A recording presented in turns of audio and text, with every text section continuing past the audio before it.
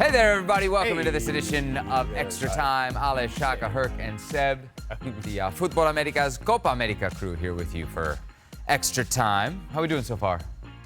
We're doing all right. Yeah? Yeah. Since it's Extra Time, you want to tell everybody why you shuffle the pack and just reshuffle. so you could be one in the middle. No, he got angry. He couldn't shuffle.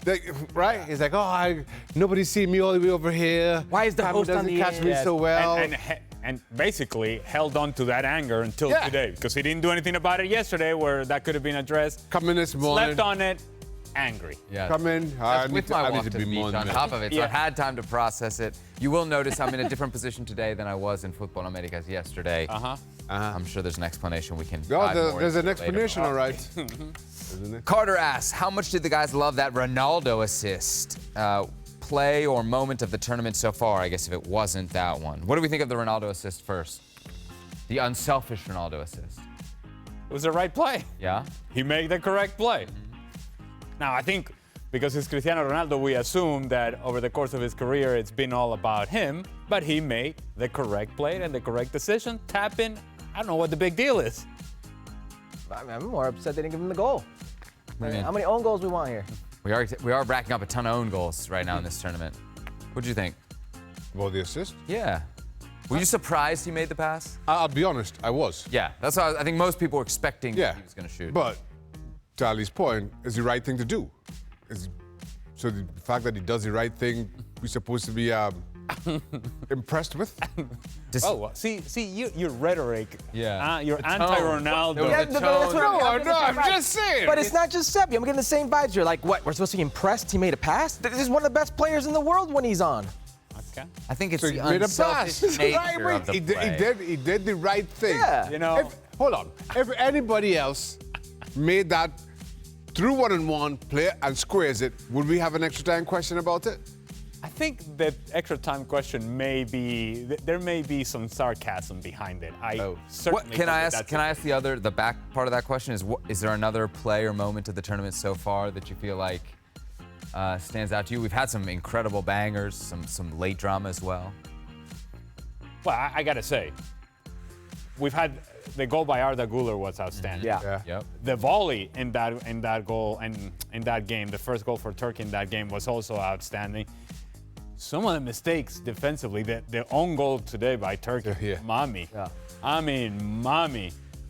But on the whole, I think what has been outstanding, at least from my perspective, is and it's a new thing, and it really has happened only for the last few months for Spain, is the wing play that you're seeing from Nico Williams and Lamine Yamal, and how that has changed the outlook and the feel of the Spanish national team. I would say the youth. You spoke about that wing play for Spain, about Germany. Yeah. Musiala, Florian Wirtz, Arda Güler. There's some very good youth players here. I shouldn't say youth players. Very good young players in this tournament that are making a stand. Can I throw a suggestion for moment of the tournament? The Ukraine game winner. Yeah. I mean, because they're down in that game. They'd already lost the first game. They're basically eliminated from the tournament. And it was you guys can appreciate, that was like a great finish, right? First touch, second touch. Also, that's a it's creative Ukraine way and to what it make means, that. you know, Yeah, of course. That's got to be up there for moment of the tournament. Hey, listen, Yes. Seth, whatever you say today, I'm going to say yes, sir. outstanding. Yeah. Look at that. Look at that. A point, because we know that you get angry. And when you get angry, you get worked up. When you get worked up, bad things happen. Well, did you realize he's wearing green today? Hey, well, Mexico's playing, so if there's... And Mexico's been bad for a while, so if there's an underlying, simmering tension about me today, I apologize. So we admit there's tension. There's tension. Readily. Yeah, bro. All right, Santos asks, start, bench, and drop Lukaku, Morata, and Cristiano Ronaldo, and importantly here, all in their current form. Shaka. He really likes Ronaldo, yeah. Shaka, go ahead. All in their current form. I'll have to go Morata. Morata what? First. I'll have to start Morata. I'll have to go Ronaldo and then Lukaku. Okay. Herc, you agree? Which is kind of hard. He hasn't scored for the tournament. I mean, he's having a bad tournament. It's not been, Had a good layoff. Ronaldo did. No, but Lukaku had one disallowed in the first game, and another one disallowed in the second game. I'm gonna lean bench Ronaldo. Okay. I'm going to start Cristiano, even though it's very unfair to Alvaro Morata, who I think has been very good in World Cups and in Euros. I believe he's already double-digit goals in those 2 tournaments. Current form. Yeah. That's what I'm saying, current form. No one wants to know. Morata scored in the only opener. past He scored in the tournaments. opener. Here's the problem with Morata. You want to take into account his club form. I want to only take into account his national team form. So it may be a little harsh, but start Cristiano, because it's Cristiano, and I feel he's got that in him. Morata's actually coming off his most productive club season.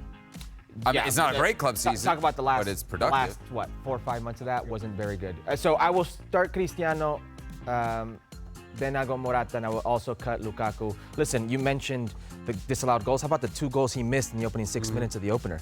You know, he probably missed 4 or 5 goals that game. It's not been his sharpest moment. It's funny when Herculez is making a case for Ronaldo, but it all sounds like Morata is the one that should be starting. Well, Morata's been scoring goals.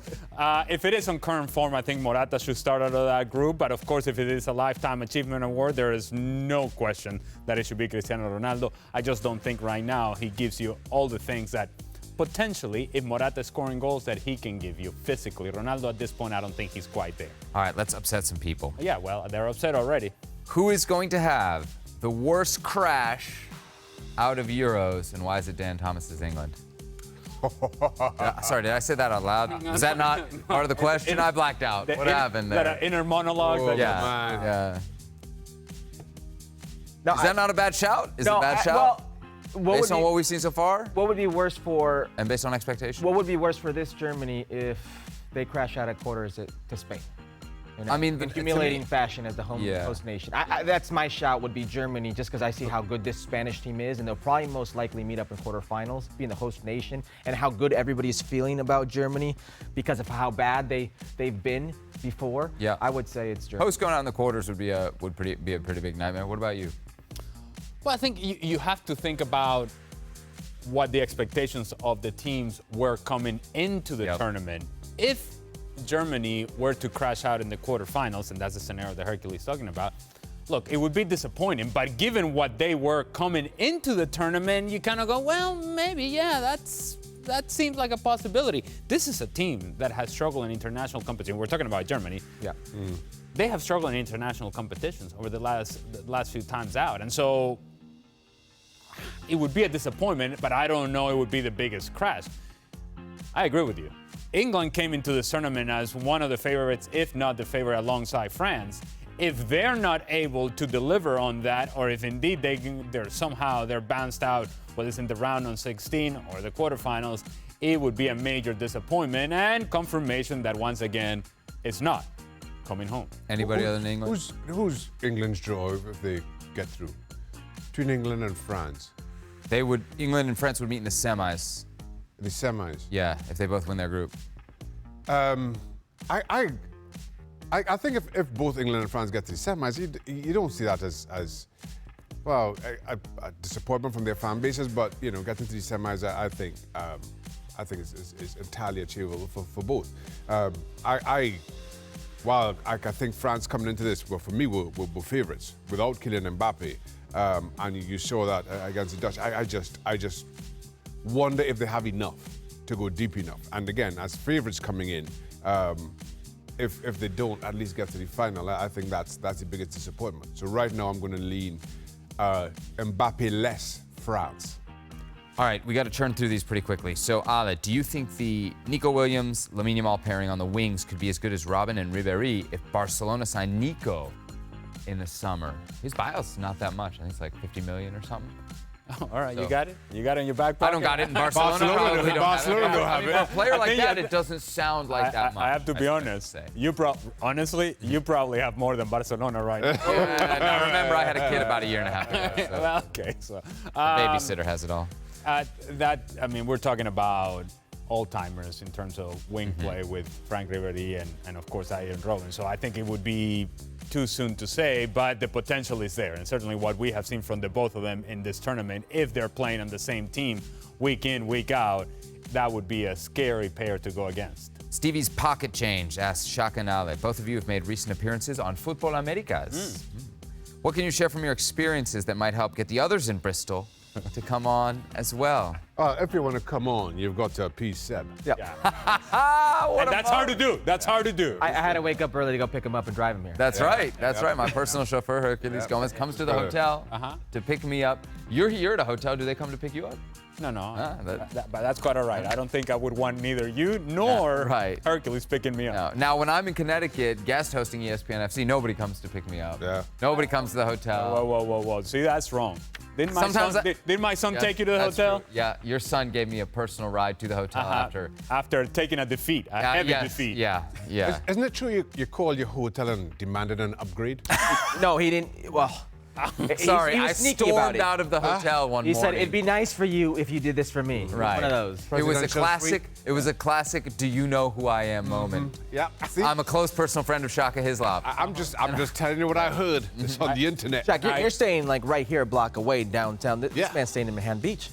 Yeah, you know where the rich people live. Ocean view and all that.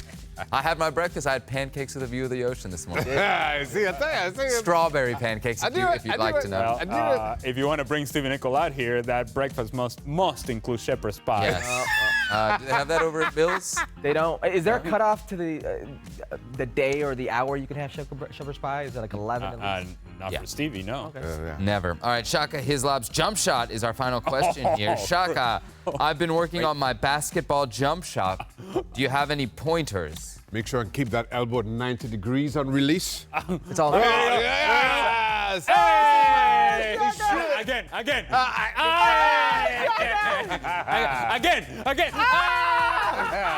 Hey, the 90 degrees. The 90 degrees. I thought they were replaying the same shot. Hey, I appreciate the attempt at a jump there, Shaq. You're trying to hit the rim, yeah? You're trying to miss a shot, or? That's it, Shaq. My dress shirt wasn't allowing for full release. They don't realize this. That's right. Exactly, you know. Fully dressed. By the way, I had no idea they were recording us. This changes the game. Hey, as bad as the shots were, and they were bad, the dribbling, Shaq. Yeah, awkward, right? Awkward. Floor head for my game, you know. It is a hollow floor. Yeah, it's not, you know. And that rim is not regulation size. Not regulation either. Any more excuses, Shaq? It's like a carnival rim. Windy in here. What about the The dribble? vents to offer a vents are no breeze. good. Hey, your boy Jason Bourne would not be proud of that. Basketball sensation, Jason Bourne. Shaka, I'll leave you with this beef. Balance, eyes, elbow, follow through. That's the fundamentals to a good jump shot. That'll do it for this edition of sounded Extra very Time. We'll see you shepherd's tomorrow pie-ish. right back here on ESPN FC.